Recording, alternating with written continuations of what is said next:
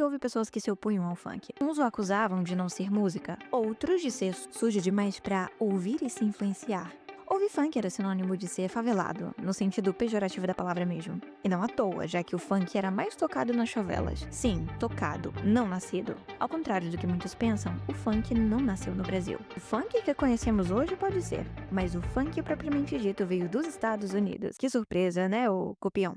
O funk surgiu na década de 60 como uma evolução do soul e do blues rítmico. Artistas como James Brown influenciavam o estilo. Foi só nos anos 70 que o Brasil começou a usar de inspiração o electrofunk americano para fazer um subgênero, pegando só as batidas eletrônicas e sintetizadores. DJs brasileiros trouxeram músicas de artistas como África Bambaataa e Grandmaster Flash, que serviu como base de inspiração.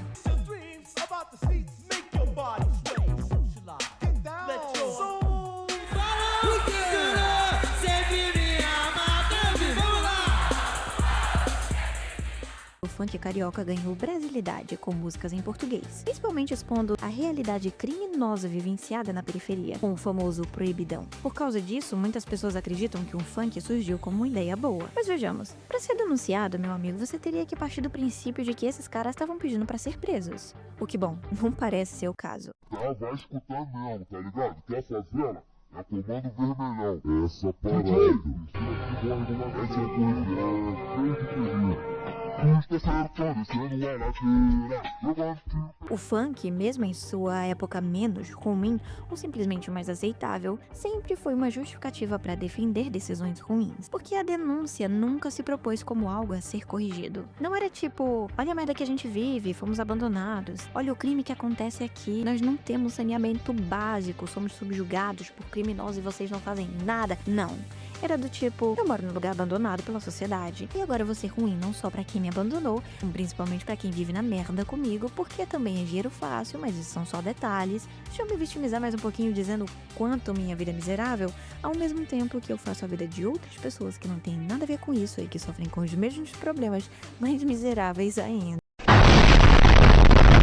O pior mal é aquele que se apresenta como um bem. Daí que se explica o porquê do funk ter ganhado tanta credibilidade. Justificar as más atitudes como algo inevitável, ou até mesmo como uma decisão obrigatória em vista da sobrevivência, querendo ou não atiça um senso de piedade. Por isso, o funk continuou sendo tocado nas favelas. As pessoas se identificavam com o que estava sendo dito. Não que todos fossem criminosos, longe disso, mas misturar o mal com uma pitada de denúncia fazia com que as pessoas se sentissem incluídas. Porque muitas das letras xingavam ou apontavam os erros das autoridades, que falhou e ainda falha com essas pessoas. A denúncia que xinga as autoridades unifica as pessoas à medida que elas podem expor ao público suas revoltas. E tal como o cantor que usa disso para justificar ter escolhido o mundo do crime, também torna válido elas fazerem o que querem por terem sido abandonadas. Como jogar lixo na rua, ouvir som até altas horas da noite sem se portar com o vizinho que vai trabalhar às 5 da manhã, por aí adiante. Querendo ou não, essas coisas aumentam a distância da reconciliação. Quanto mais justificativas elas encontram para suas atitudes, menos vontade de mudar. Elas foram abandonadas? Sim, elas podem xingar as autoridades, não só podem, como devem, para exigir mudanças. Mas usar os problemas como um passe livre para ser ruim só perpetua o ciclo de sofrimento. E quando um desses caras escolhe o mundo do crime, ele não está afetando os peixes grandes. Não é como se ele virasse um Robin Hood, tirando dos ricos para dar aos pobres. Na verdade, o que aconteceu é o contrário. Ele vai pro crime para tirar o pouco que sobra pro trabalhador, enquanto é comandado por um cara que anda de blazer nos arredores de Brasília. Ah, séries, mas o homem é determinado pela sociedade, ele tá suscetível ao meio que ele vive. Amigo, se isso é verdade, então toda pessoa que mora na favela é traficante. Porque se morar na favela faz as pessoas escolherem o caminho do crime, então toda pessoa da favela fará o mesmo. É verdade que o homem se comporta de acordo com o meio, mas isso não significa que ele seja autodeterminado. Por mais horrível que seja uma realidade, ainda assim, o homem pode escolher como agir, mesmo que suas escolhas sejam limitadas ou muito difíceis. Pode parecer impressionante, mas existem pessoas que moram em favelas que não gostam de funk. Aliás, o funk era mais tocado nas favelas, e ainda assim, hoje, a maior parte dos brasileiros, inclusive aqueles que moram na Zona Sul, escutam tanto quanto querem. Levar essa ideia de sociedade faz o homem como algo definitivo é ser induzido a erro. Pois como pode uma pessoa que nasce na favela e pela lógica ser determinada a gostar de funk, não gostar, e uma pessoa da Zona Sul ser determinada a não gostar de funk, mas curtir? Isso me faz pensar como algo assim se tornou tão viral. Como o funk, que era tão mal visto e recluso às favelas, passou a ser tocado em cada canto do nosso país. Garoto, eu tô seu fã. Eu vejo o sol nessa fotinha no Instagram. Eu te acho muito linda, então não faz isso comigo. Demitindo dos teus melhores amigos. O pior mal é aquele que se apresenta como um bem. Sim, eu vou fazer questão que você saia desse vídeo com essa frase na cabeça.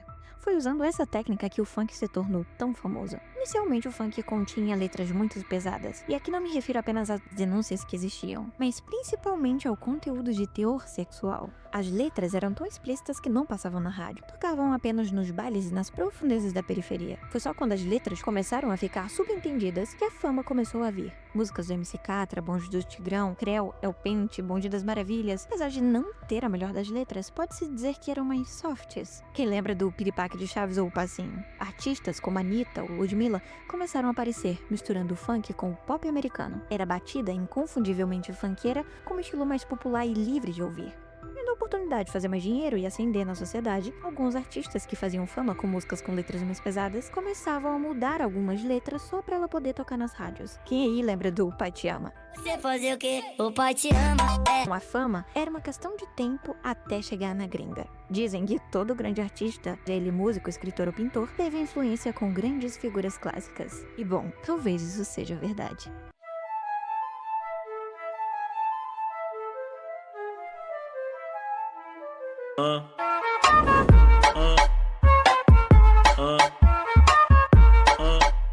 O sucesso de Bumbum Tantan marcava o começo de um apogeu, quando esses novos artistas vinham a público e diziam felizes por apresentar o mundo funk da favela. Um dos principais fatores da sua fama é a batida envolvente. Foi-se o tempo que as pessoas compravam CD e ouviam música por música, escutando atentamente cada letra. As músicas sempre se propuseram a contar histórias, narrar experiências, mas as pessoas perderam o senso crítico. E o objetivo final não é mais apreciar, e sim aproveitar. E isso não começou com o funk. Já com as músicas internacionais, as pessoas demonstravam um senso quase nulo, ouvindo músicas em inglês que podiam falar atrocidades, mas que não importava porque a batida era legal. Não é incomum ver alguém, ou ser esse alguém, que chora por uma música com uma letra totalmente incongruente só por causa da melodia. Quando o fim último da vida das pessoas é o prazer, a lógica se torna cada vez mais irrelevante. Daí que o funk é tão ouvido. As pessoas não se importam se a letra apoia a violência, desvaloriza mulheres ou induz comportamentos primitivos. A música influencia as pessoas. Mas se quiser saber mais, terá que assistir meu vídeo do TikTok. Lá eu falo um pouco mais sobre isso. Não tá na melhor qualidade, mas a mensagem é o que importa.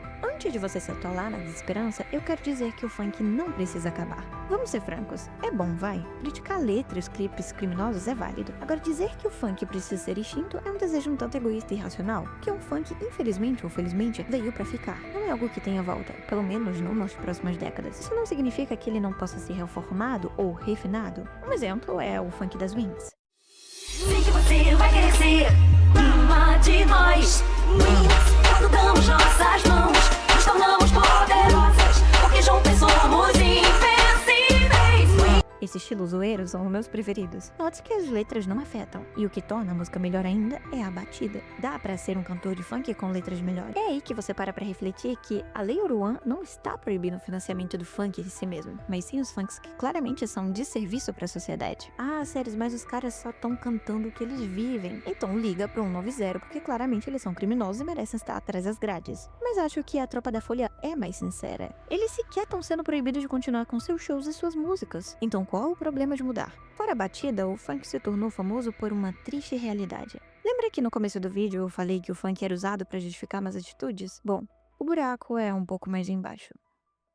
Quando você passa tanto tempo na merda sem esperança de subir na vida, para ser feliz nós adotamos uma postura reversa.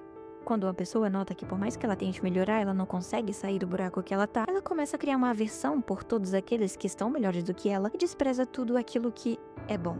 Já que ela não pode ter as melhores coisas, ela pode fingir que as coisas ruins são melhores e que as melhores são ruins. Aí que conseguimos ler o brasileiro na palma da mão. A humildade usada para extorquir, o desprezo pelo conhecimento, a recusa da ética, entre outros inúmeros comportamentos forjados que ele adotou no decorrer dos anos, fez com que o brasileiro médio se tornasse um tipo que ama tudo aquilo que é baixo e fácil, fingindo estar melhor. Claro que aqui eu não posso deixar de mencionar a influência dos governantes, que não apenas privam essas pessoas de obterem melhores condições, mas aplaudem quando elas adotam esse comportamento autodestrutivo. Eles não ligam se elas desprezam seus colarinhos, zoam seu jeito educado e aristocrático, que eles sabem que estão melhor. E a partir do momento que essas pessoas começam a encontrar justificativas para dizer que aquilo que é bom é ruim, eles não podem ficar senão felizes. Porque isso significa que eles atingiram seu objetivo, manter as pessoas pobres e ignorantes, enquanto eles vivem no bem bom. E a melhor parte é que agora, essas pessoas escolhem permanecer na miséria por livre e espontânea vontade, fingindo que aquela condição é o melhor que há na vida. E se isso é o melhor da vida, eles, como governantes, não precisam mexer um dedo sequer, pois como você melhoraria algo que já é perfeito? Se a favela venceu, como dizem, ela deve permanecer exatamente como é.